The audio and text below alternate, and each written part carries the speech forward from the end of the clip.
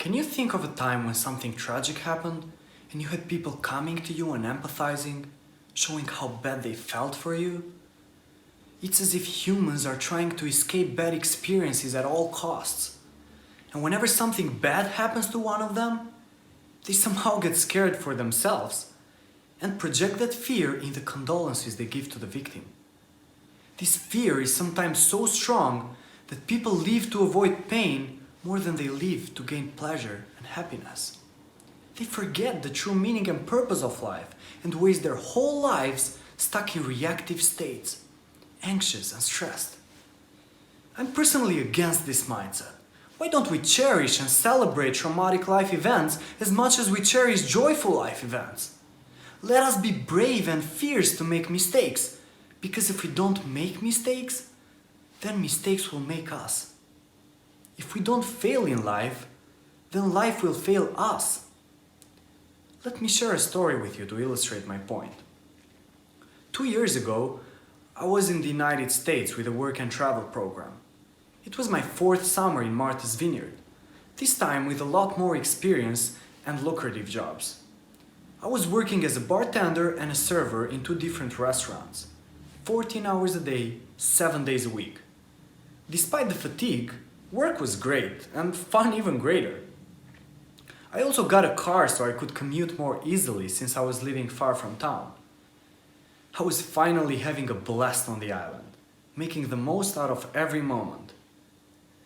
But life is a paradox. Whenever you start enjoying it excessively and you get too confident, life gives you a hit so you can fall down and start seeing things from the ground up.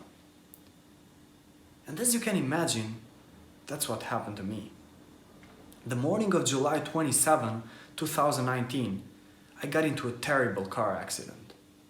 And it wasn't because I was driving too fast, it wasn't because I got sleepy on my way to work, but because I didn't sleep until 5 in the morning. When I did fall asleep, it was on the driving wheel while driving back home. I had just given some of my friends a ride back home after a party, so I got a little sleepier than I should have on the way back. I could have told my friends to take an Uber, or I could have just not gone out at all that night, considering how tired I was from work. Yet, my overconfident ego took over my rational conscience and decided to drive while being super tired. Was it fully my fault? Absolutely. Could I have avoided the accident? Yeah, with some more self-control and less reckless behavior.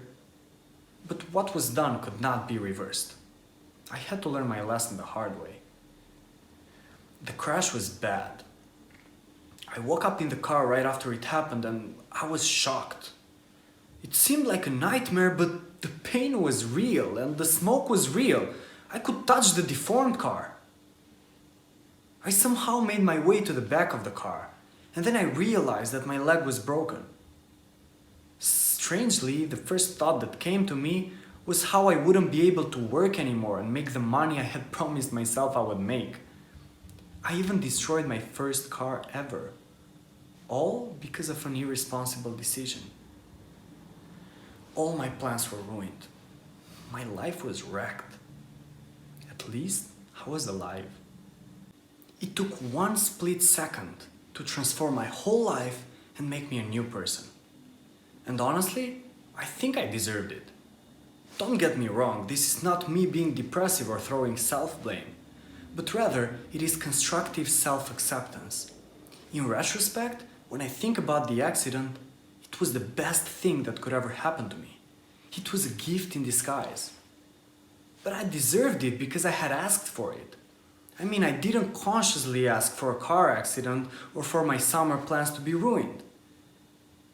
As I said, I was having the time of my life and the money I was making was better than any regular job in my profile would ever make me. However, I subconsciously expected a life-changing experience, a twist that would transform me forever. It is fascinating how repetitive patterns of thoughts and feelings can turn into self-fulfilling prophecies. I had been telling myself for a long time that I needed a change in my life. My dreams were bold, full of idealism and ambition. I wanted to change the world with my contribution and improve myself in the process. My vision was clear and my ideas original, but I lacked discipline and conscientiousness. I would always find ways to procrastinate and postpone important tasks until the last moment. And it was the tasks I had to do, like schoolwork or other urgent errands, that I would do first, while I would never find the time for the things I really wanted to do. In theory, I knew exactly what I had to do to achieve my goals and fulfill myself. In practice, though, I lacked initiative, patience, and persistence. I had been reading a lot of personal growth books throughout the years, and the recurring theme kept catching my eye. All successful people I was reading about had to go through some hardships before they could realize how to unleash their potential and achieve great things. It's true, I had some hardships in my life, mainly during my childhood and teenage years, but nothing too recent. I had already accepted the past and moved on to enjoy my youth, which was quite adventurous and thrilling for a person my age. I had tried most things on my to-do list and was kind of tired of all that wild fun routine. I knew I needed a transition, something that would change not only my values and beliefs, but most importantly, my behavior. And so the car accident happened. I spent 10 days in Massachusetts General Hospital, contemplating and reflecting on my life decisions. The same questions kept replaying in my head. If I were to die that morning, what would be left of me? How would my family and friends remember me? Would I be happy with what I left behind? How much of my life have I actually lived? It was hard to find answers to these questions, but one thing I knew for sure.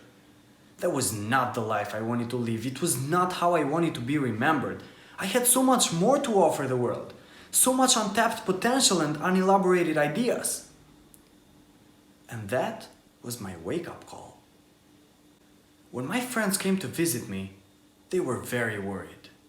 I felt vulnerable, but at the same time I felt grateful like never before. I cherished every little gesture of support because I really needed support. It was in those days that I realized who were the people I could rely on when things got tough. I also started thinking about what I wanted to do with my life. I would have otherwise never gone back to Albania considering my career plans and my need to escape the Albanian close-minded mentality and collective learned helplessness. Nevertheless, I needed to be taken care of, and home was the only place where I could get the rest and the care that I needed. I got out of the hospital, and the week after that, I fly to Albania. From being all the way up the pyramid of needs, seeking self-actualization, fulfillment and transcendence, I went down to the bottom, seeking basic physiological needs, safety and security. There and then, I realized some very important lessons which fueled my journey with motivation and inspiration. First, I realized that health is the basis for everything else in life. Without a healthy mind and body, we cannot seek success or wisdom. Second, I realized that the present moment is what matters the most in life. Expectations and memories are projections of the mind about future and past. They are made up of reconstructed bits of sensations and emotions. Every moment is made of thoughts, feelings, or actions, and they all together comprise experience. So it doesn't really matter what happened in the past or what will happen in the future, as long as you are using every bit of the present moment to think, feel, and act in alignment with your true self.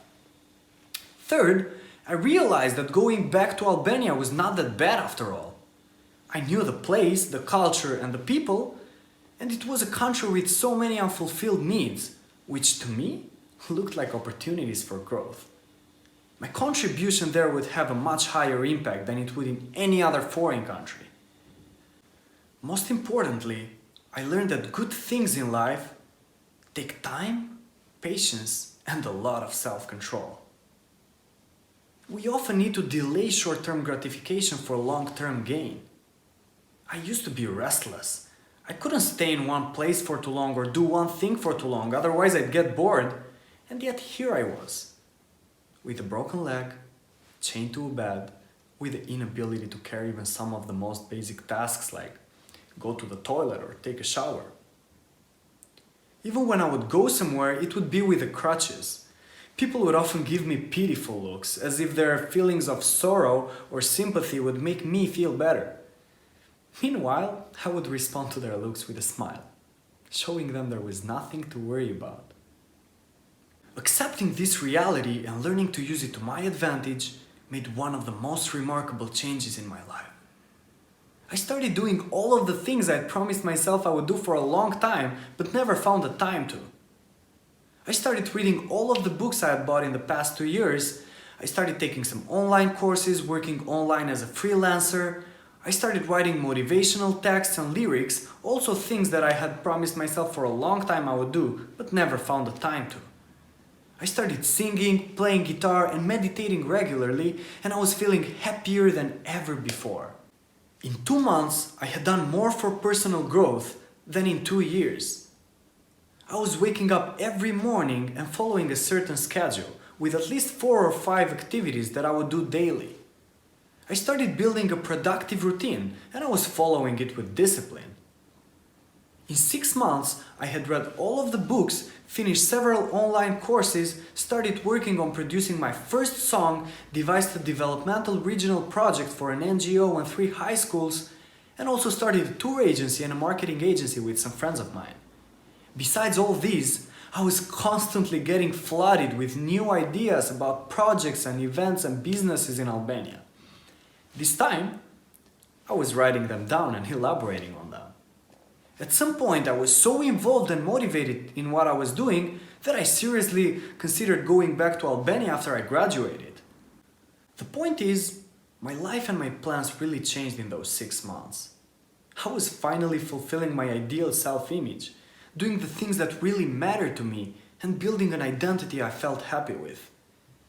I became more compassionate with people, sharing and caring as if everybody was family. I became more grateful about the small things and started sharing my positive feelings. I was more forgiving and would get less stressed, angry, or sad as a result. I started seeing my mood and energy reflect on other people as well. It was as if inner bliss and unconditional happiness became contagious in the external environment, and the more it affected other people, the more it would keep growing within me. It fueled my energy, motivation, and inspiration. I was fascinated as to how powerful that feeling of bliss was and how it encompassed all areas of life, starting from physical, emotional, and psychological health to personal productivity, relationships, and social contribution. It was like a fire burning from within and brightening up all of these areas simultaneously. After reading so much about it, I was finally living myself in the state that so many have described with different names, such as peak, flow, constant never-ending improvement, bending reality, alpha state, in the zone.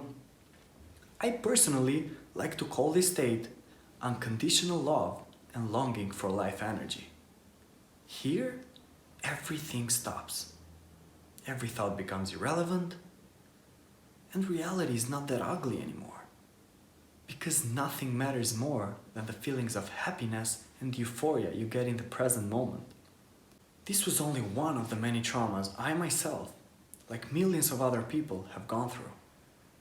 And although the word trauma carries such negative connotation, I get a smile on my face every time I remember my traumas. To me, they have been blessings. As one of the most influential figures in my life, Carl Jung, has said, only the wounded physician can opt to heal. And so, we have to be wounded before we can find a cure. We have to experience pain and learn to accept it before we can learn to appreciate pleasure and happiness. After sharing with you this story, I want to ask you a final question. Isn't it true that these painful life events aren't truly tragedies as much as they are new opportunities for us to become wiser, discover our purpose in life, and the importance of truly living? Thank you.